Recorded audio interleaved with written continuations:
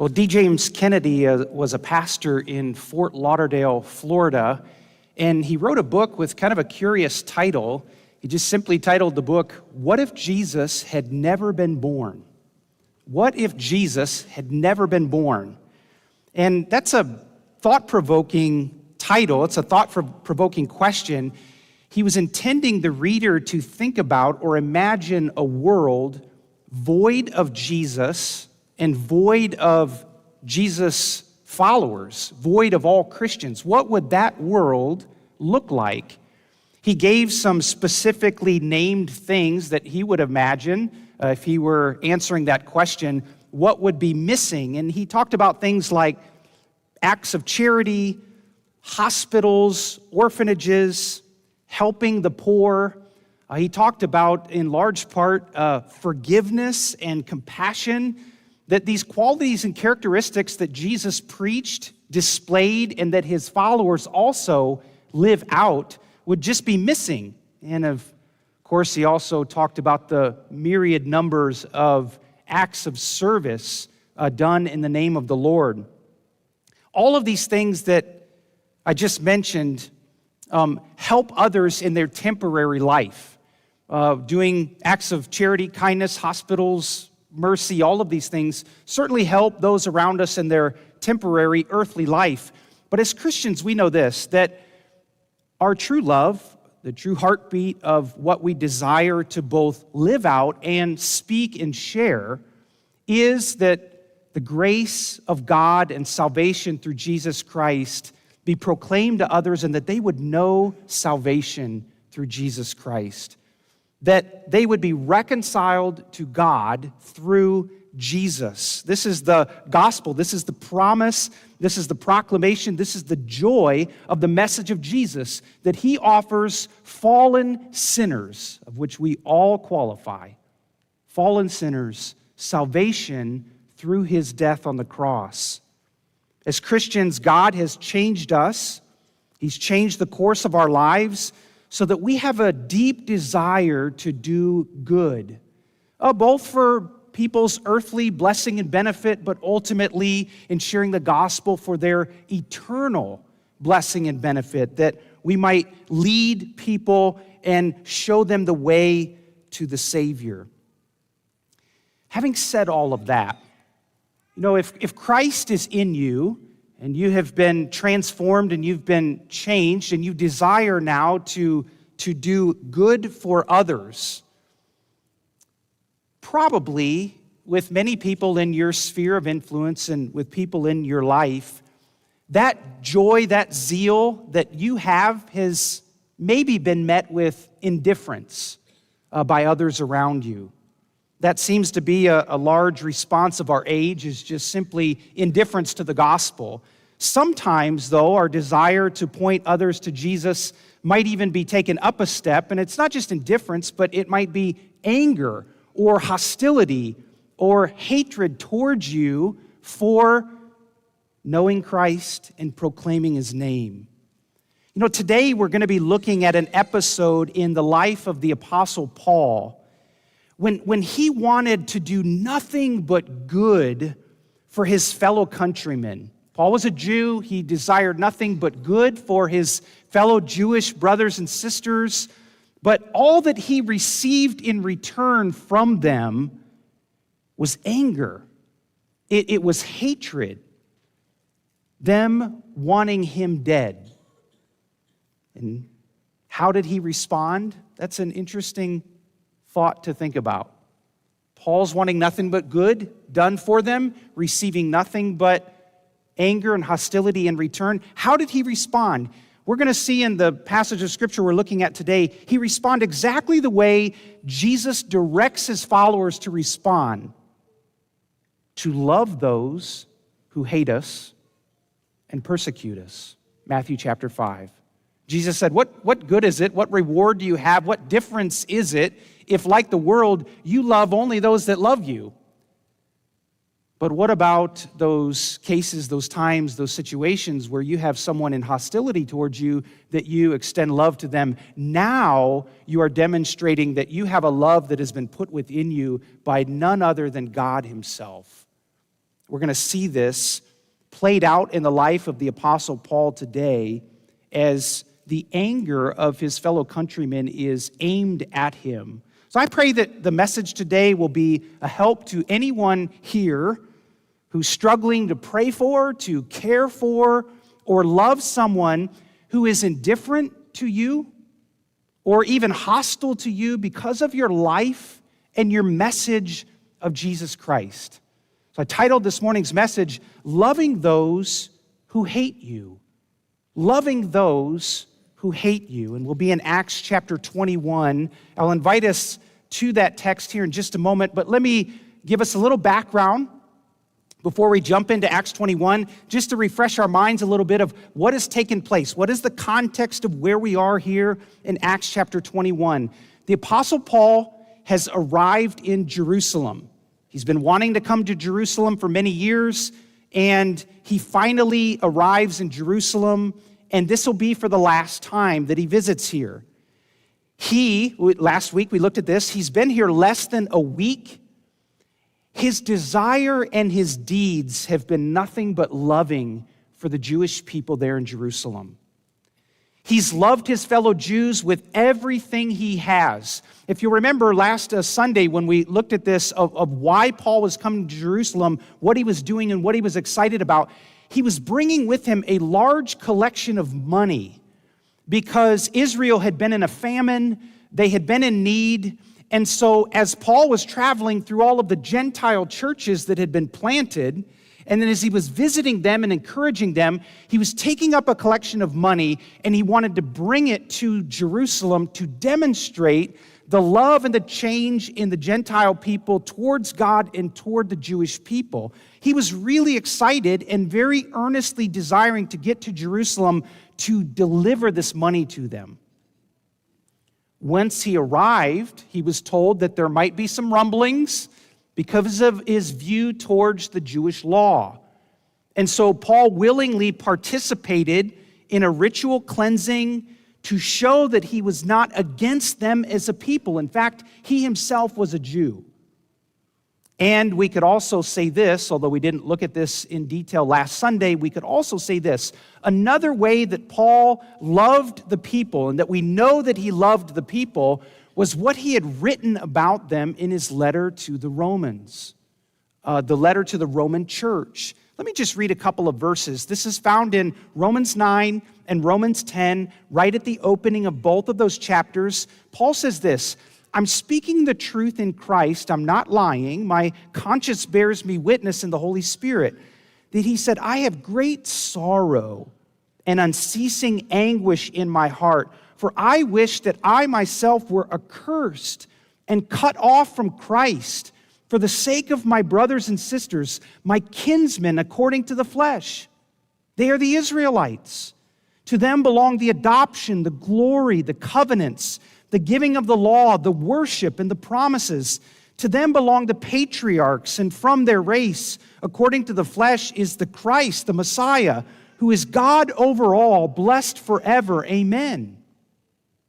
Then in Romans chapter 10, he says this, brothers, my heart's desire and prayer to God for them, that being Israel, is that they may be saved. It's clear that he loved his fellow countrymen. He wanted the best for them, but all he received in return, and we're going to see this morning, all he receives in return is hatred and this bloodthirsty desire to take his life. Let's turn now to Acts chapter 21. We'll see here in verses 27 to 31 that there is nothing but hate on display towards the Apostle Paul. Look with me, Acts 21, beginning in verse 27.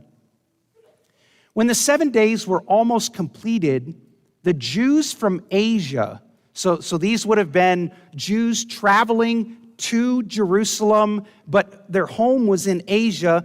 Probably these are Jews from Ephesus, and we surmise that because they recognize a man that Paul is with in Jerusalem from Ephesus. His name's Trophimus. We'll get to him in just a minute. But here we have these Jews that were from Asia in Jerusalem. Seeing Paul in the temple, they stirred up the whole crowd and they laid hands on him, crying out, "Men of Israel, help! This is the man who is teaching everyone everywhere against the people and the law and this place. Moreover, he even brought Greeks into the temple and has defiled this holy place." For they had previously seen Trophimus the Ephesian with him in the city. They supposed that Paul had brought him into the temple. Then all the city was stirred up. The people ran together. They seized Paul. They dragged him out of the temple, and at once the gates were shut. And as they were seeking to kill him, word came to the tribune of the cohort that all Jerusalem was in confusion. Well, Paul's life takes a quick turn here in a bad way.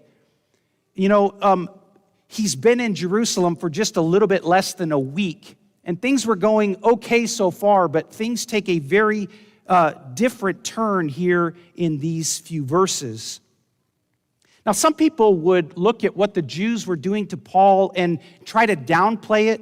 They might say that these Jews go after Paul here simply because they're zealous for God or they're protecting the reputation of the temple. And that might seem okay on the surface. That might be a decent explanation on the surface. But there is something much deeper going on here. And we might ask, what is really happening? This situation is going way beyond some zealous Jews or those protecting the reputation of the temple. This group of these Jews from Asia, they are throwing some ingredients into the mix that are far beyond just what would be natural and normal for a Jewish man. The first thing they do is they bring false witness. They're breaking the 9th commandment of God by bringing false witness that Paul has done something that he has not done. They're also stirring up some vigilante justice here. They're not giving Paul a say. They're not giving him a fair trial. And they have really a baseless desire to kill him.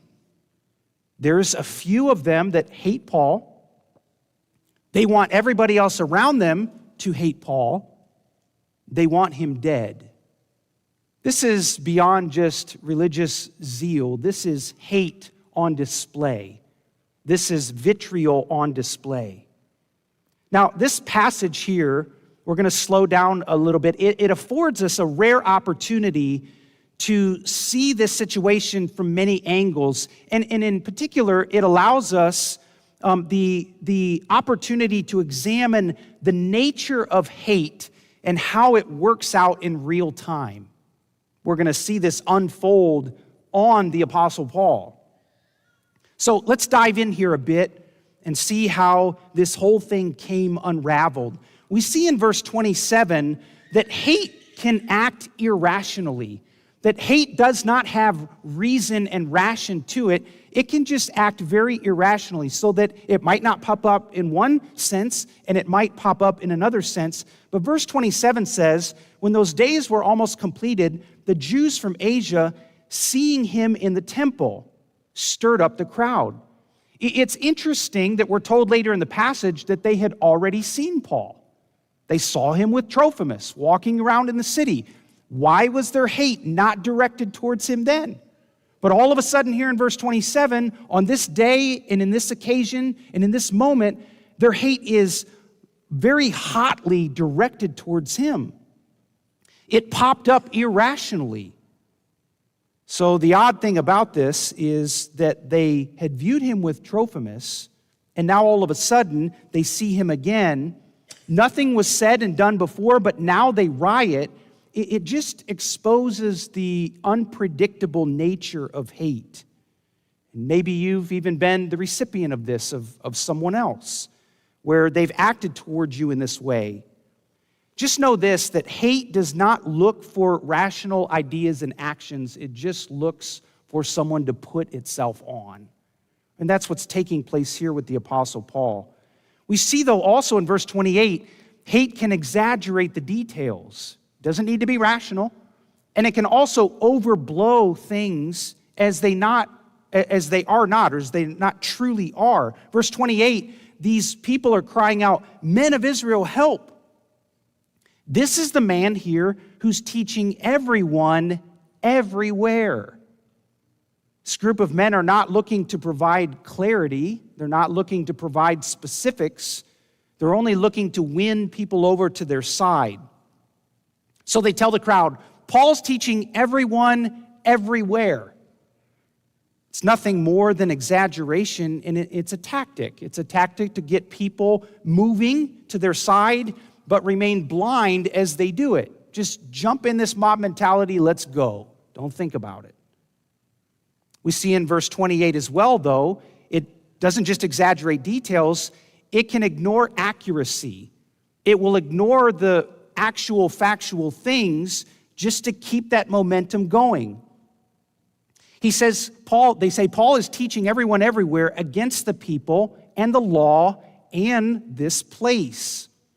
So the accusation is that Paul has put the Jewish people, he's put the Jewish law, and he's put the temple in his crosshairs. That it is Paul's desire and intention to destroy and attack all of these things. But these are completely inaccurate claims. Paul is not against the people of Israel. He loved them. He's not against the law. He preached to reveal the law in its true glory in Christ. And he certainly was not against the temple. In fact, the reason he was in the temple at this very moment was to honor the vow of 4 men. We looked at this last Sunday. And himself, he was participating in a purification cleansing. So how can he love, or how can he hate the temple and be against the temple while he's there for a reason of honoring what is going on? But hate does not want to be accurate. It doesn't want to deal in details and truth. It just wants results. It just wants outcomes. So we see here in the end of verse 28 and then down to verse 29, hate also is assuming actions. Hate has a funny way of doing this, assuming motives, assuming actions, whether they're true or not. So look with me at verse 28. Moreover, Paul even brought Greeks into the temple and has defiled this holy place. For they had previously seen Trophimus, the Ephesian, with him in the city. And here's the key to this. They supposed that Paul had brought him into the temple. Now, I have a couple of pictures here this morning that I hope helps us understand what's going on here. So if you could put up that first picture there of the temple, John, this is a scale model that's in Jerusalem of what it would have looked like for Jerusalem in the days of Jesus, or in the days certainly of the text that we're looking at here this morning. What you have in the middle is the temple itself. Maybe we could call that the temple proper. And outside of the temple would be the temple complex, where Gentiles are allowed out in the court of Gentiles, as it's called here, and also over on this side. Inside the gate, or in the temple itself, was the court of women. And then you might refer to this as the inner temple, would be one more layer, one more kind of area of protection with gates and walls that would be the temple itself. And the Gentiles were never allowed past a certain part of the court of Gentiles. In fact, if you could go to this next picture, it's going to zoom in over on this right side here. But this little wall here that was put up, it's a dividing wall. Historians estimate that it was somewhere about 3 to 4 feet tall.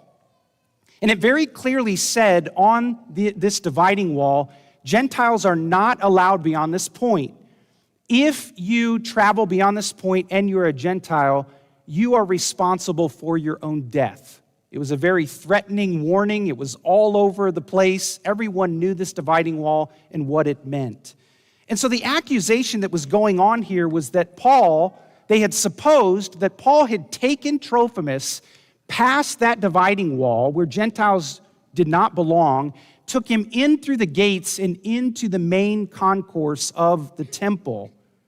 But it said that they supposed he had done this. Never actually did it. So this hatred that they had fogged the facts and instead assumed action and assumed motives of the Apostle Paul. We see as we read on in verses 30 and 31 that all hate is interested in is winning over bystanders. It's winning over the people around. So in verse 30 and 31, then all the city was stirred up. The people ran together. They seized Paul, they dragged him out of the temple, and at once the gates were shut. As they were trying to kill him, word came to the tribune of the cohort that all Jerusalem was in confusion. Hate successfully put the minds of the people to sleep, but it awakened their passions. It awakened their emotions and their feelings. Everyone was now on board against Paul. And listen, there was no need for clarity. There was no need for explanation. There was no need for arriving at the truth. There was no need for a trial. All that was desired was death.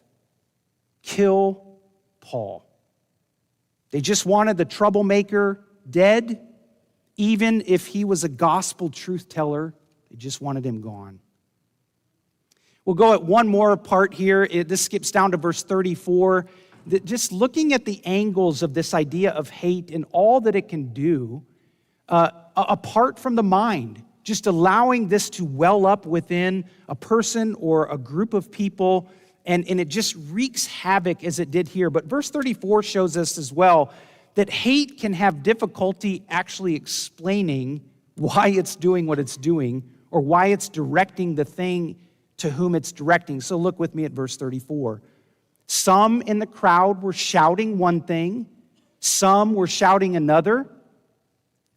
And as he could not learn the facts, that's the tribune of the cohort, because of the uproar, he ordered him to be brought into the barracks. When the tribune questioned the entire situation, they couldn't get their stories straight. And so before we move on here, though, I just want to think of a point of application for us here. You know, here it is for Paul, and it can be this way for us too.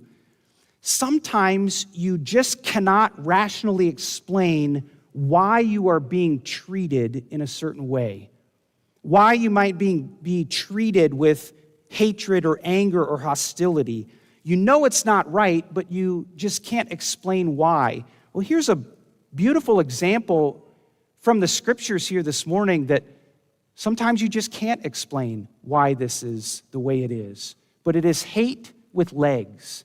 It is hate in action being poured out on someone who has done no wrong. Well, this is a big part of the text that we're looking at today, is that there was hate on display. But now we're going to switch gears a little bit, and the lens is going to shift over to this tribune, this Roman official, and we're going to look at how he is the very one who brings sanity and ration and justice, and he puts that on display. Look with me at verse 32. We turn to the Roman official, the one who's going to bring some sanity to this situation. Verse 32. He at once took soldiers and centurions and ran down to them. When they saw the tribune and the soldiers, they stopped beating Paul. Then the tribune came up and arrested him and ordered him to be bound with 2 chains. He inquired who he was and what he had done. Some in the crowd were shouting one thing and some another, but as he could not learn the facts because of the uproar, he ordered him to be brought into the barracks. When he had come to the steps, he was actually carried by the soldiers because of the violence of the crowd. For the mob of the people followed, crying out, "Away with him!" It's a very similar phrase that was used of Jesus about 25 years ago in Jerusalem when the people were given the option of Barabbas or Jesus, and they say, "Away with Jesus, away with him." Verse 37, as Paul was about to be brought into the barracks, he said to the tribune, "May I say something to you?" And he said, "Do you know Greek? Are you not the Egyptian then who recently stirred up a revolt and led the 4,000 men of the assassins out into the wilderness?" Paul replied, I'm a Jew from Tarsus in Cilicia, a citizen of no obscure city.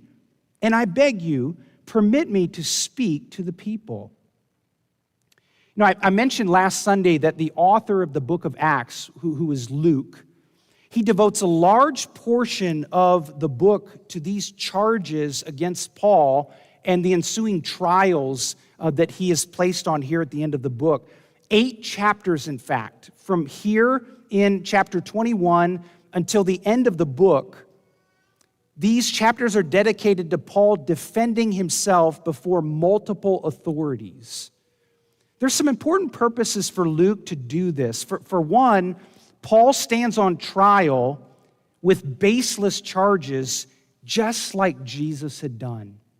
It's as if Jerusalem wants to rid themselves of any remnant of Jesus or his followers. But secondly, Luke shows how a Gentile court, and this is going to be a bit of a backhanded slap to the Jewish people here, because Luke is going to show how a Gentile court and a Gentile trial that follows is better. They're following God's law better in this instance than the Jews do. In fact, the Jews are breaking God's law even as they're seeking to enforce God's law. It's almost like the law doesn't matter just as long as they can kill Paul. They'll do anything and everything they can. But the Gentile authorities stand in contrast here. They listen to the charges, they investigate the charges, and over again, they're going to declare Paul innocent of anything, let alone death. 2 or 3 times in the next couple of chapters and at different levels of Roman authorities, they all say about Paul, there is nothing here to charge this man. Does that sound familiar? Jesus standing trial, washing the hands of him. There's nothing here. But the bloodthirsty people of Jerusalem wanted them dead. These Gentile authorities listen, they investigate, they declare Paul innocent. In a way, you could say that Luke dedicates the end of the Gospel of Luke to show Jesus' innocence. And then Luke also in the book of Acts, at the end of the book, is dedicating the end of it to show the innocence of Paul. It's a very interesting parallel that you have between the Gospel of Luke and Acts in this way at the end of the book. But now back to our text. We'll see that it takes Roman soldiers to provide justice for Paul. The unruly crowd that was beating him caught the attention of the tribune. Now, this tribune, he was an officer. He would have been the highest ranking officer in Jerusalem. He would have been in charge and in command of 1,000 soldiers. So you've heard of a centurion. He would have been in charge of 100 soldiers. This man is the tribune, and he is in charge of 1,000 soldiers.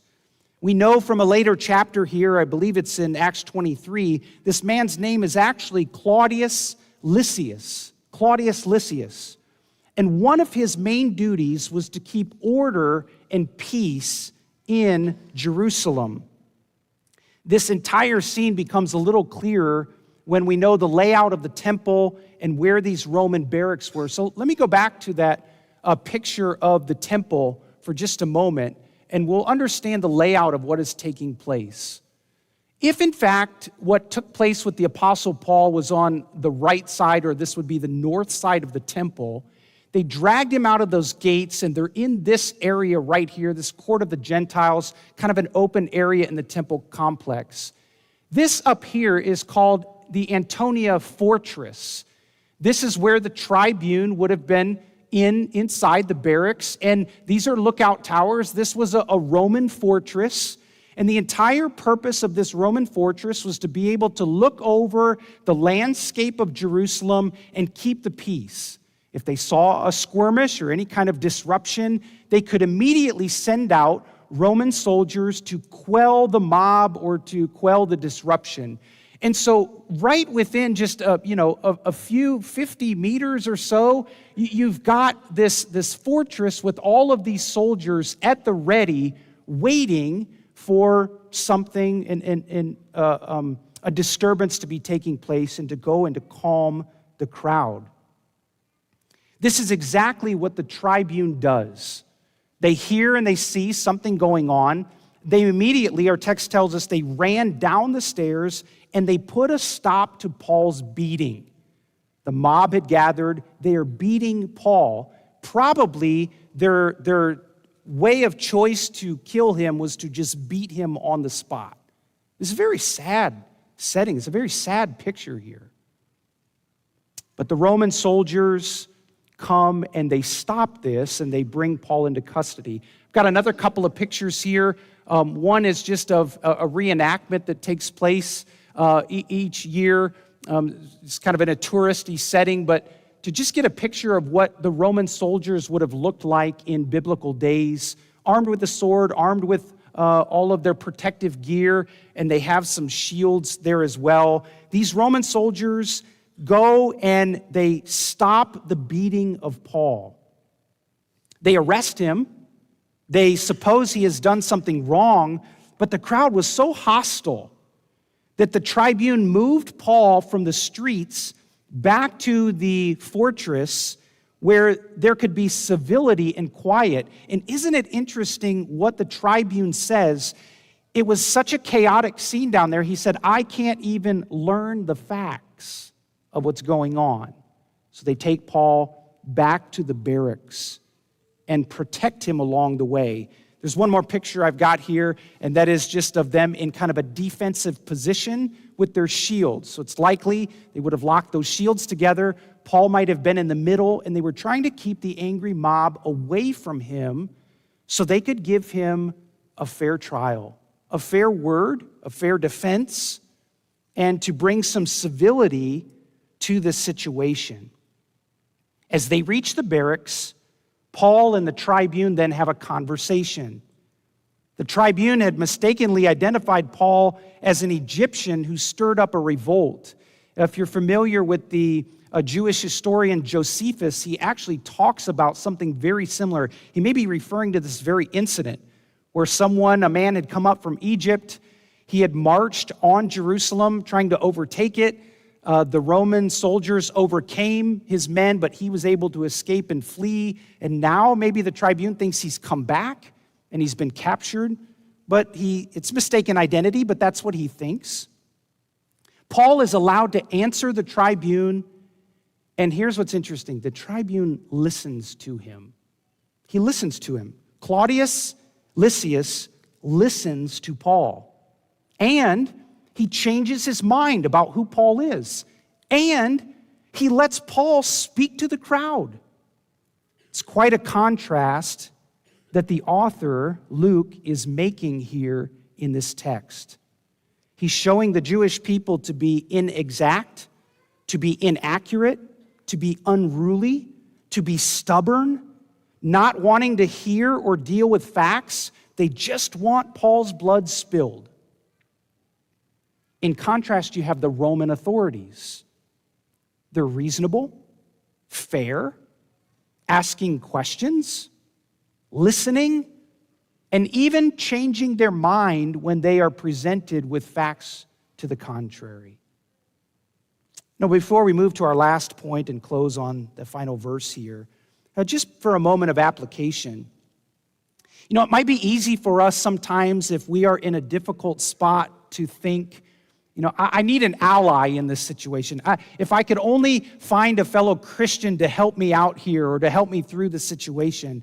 And we could say from this text here today, don't sell God short. Don't sell God short in what he is able to do. In his providence, he can care for you, and that care that the Lord can have for you has no boundaries and no limits. He can direct even a foreign Roman officer to want to learn the facts about one of his messengers, Paul. Don't sell the Lord short. God used even a Roman officer to protect Paul when he needed protecting. Our faith and our trust is in God himself, not people. Let us trust the Lord and learn of this from our text this morning. Now we get to the climax of the incident. verse 40. We've seen this morning how there's been a lot of hate on display, but there's also been justice and fairness on display. But from the Apostle Paul, now we see this magnificent display of love. This comes to us in verse 40. When he had given him permission, Paul, standing on the steps, motioned with his hand to the people. When there was a great hush, he addressed them in the Hebrew language, saying, "Brothers and fathers." You know, this verse, it's just one, but this one verse doesn't say much, but it gives us much if we'll pay attention. Here you have Paul, a follower of Jesus Christ. He loves his fellow Jewish brothers. Romans 9, as we looked at earlier, says he loves them to the point of wishing he could trade places with them. He said, if I could be cut off and accursed so that they might come to know Christ and be saved, I would do that. He would lay down his own life for his countrymen. He's just been falsely accused. He's been refused a defense by the Jews. The angry mob is beating him with the intent of killing him. He's very narrowly saved only by the justice of the Roman tribune and his soldiers on hand. What would you do in this situation? You escape death narrowly. These people obviously are very angry with you, hating you, wanting to kill you. Couldn't we say that Paul could have very easily, quietly gone into the barracks, happy to be alive, happy to have his own life, and just duck out of harm's way? He could have done that. Couldn't we also say that Paul here could have written those people off? He could have just said, "Cursed on you," and condemned all of them and left. He could have done that. But neither of those things describe the scene of what Paul did next. And here's where we've got to capture all that has happened up to this point. All of that context that we've been looking at, all of that scene as it has unfolded. We've got to let that settle in our minds now and think of Paul in this situation as he approaches the steps. He's almost certainly puffy in the face from being beat.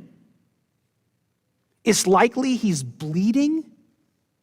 He may have a broken bone or two, we don't know.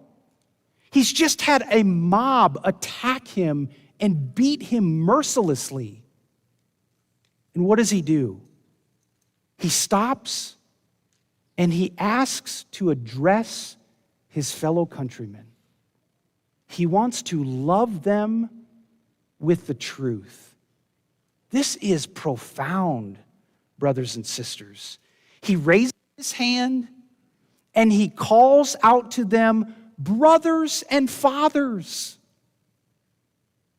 That is from his vantage point, from his perspective, from his love. He calls out to his people, "My brothers and my fathers, would you listen to me?"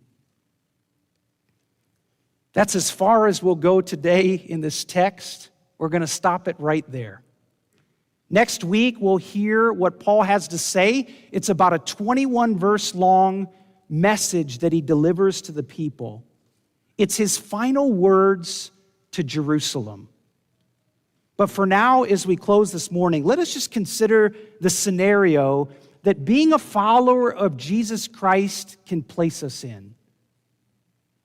When we are transformed by Jesus from a life of self-love, from self-taking, and Christ transforms us to a life of serving and doing good and showing and sharing the message of Jesus Christ with others,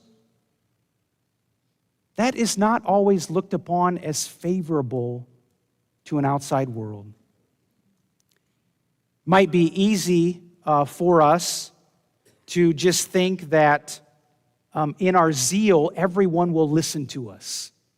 Everyone will surely come on board with what we have experience. But as great as our zeal and our excitement might be, it's likely, and maybe we could even say this, it's more likely people in our lives will respond to all of this, our gospel witness and our gospel life and our gospel good and our gospel love, that they might respond to it with indifference and some even with anger and hatred. Now, our life experiences might not be as sensational as Paul's here. They might be very much in the ordinary. A classmate, a coworker, hating you because you're a Christian. A family member giving you the cold shoulder because you follow Jesus Christ. A child resenting you for raising them in a Christian home. Maybe there's 100 or 1,000 ordinary, everyday life things where we are treated indifferently or even in a hostile way for naming the name of Christ. But take heart. We'll close with this, brothers and sisters. Take heart. The same transforming love that Paul received from God is yours. It is ours. That we have that same transforming love that Paul had. The same thirst and the desire for truth that Paul had, it's ours. And the same Spirit-filled courage to love those who hate you is ours as well. So as a Christian, having been on the other side, meaning against God at one time in our life, but receiving love from Him, we now can display His glory and the gospel by loving those who show anger and hatred towards us.